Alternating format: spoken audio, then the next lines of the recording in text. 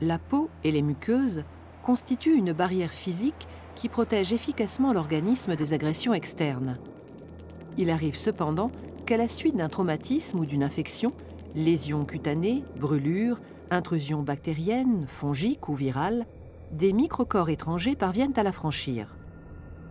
Lorsque la barrière de la peau est franchie, l'organisme fait appel à des acteurs capables de lutter contre l'envahisseur. En effet, des cellules sentinelles de l'immunité veillent. Circulant dans le sang ou la lymphe, ou résidant dans les tissus, les globules blancs qu'on appelle leucocytes sont capables de détecter les corps étrangers. Les premières cellules immunitaires à entrer en action sont les mastocytes, les cellules dendritiques et les macrophages. Ces cellules possèdent à leur surface membranaire des récepteurs capables de reconnaître le type d'agresseur par ce qu'on appelle des motifs antigéniques.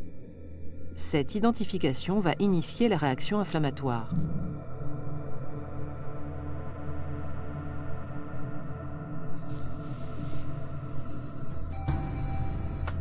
Après contact établi avec l'antigène, la cellule sentinelle libère des médiateurs chimiques, véritables signaux d'alerte pour l'ensemble du système immunitaire.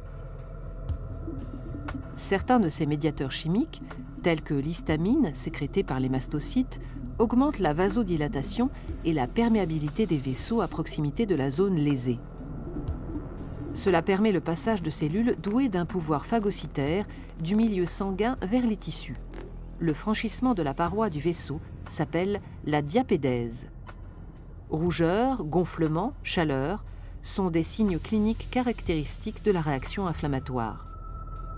D'autres médiateurs, les cytokines, émis par les cellules sentinelles, sont capables d'attirer en renfort d'autres cellules lutteuses, les phagocytes, sur le lieu de l'infection, en particulier les macrophages.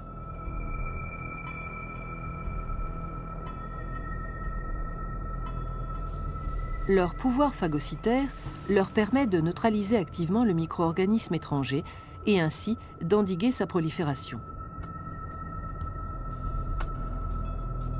Dans le cytoplasme, le microcorps étranger, soumis à l'action d'enzymes protéolytiques, est littéralement digéré.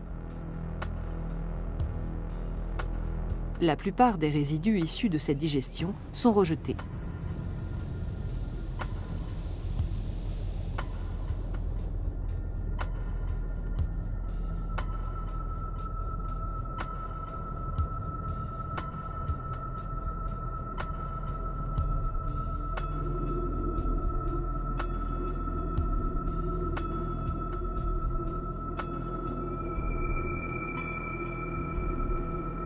Parmi les cellules phagocytaires, les cellules présentatrices d'antigènes gardent un fragment de l'antigène qu'elles viennent de détruire. Elles l'exposent à la surface de leur membrane plasmique. Dans le cas d'une aggravation de l'infection, ce fragment qu'on appelle peptide ou déterminant antigénique deviendra l'un des éléments déclencheurs de la réaction de nouveaux acteurs, les lymphocytes.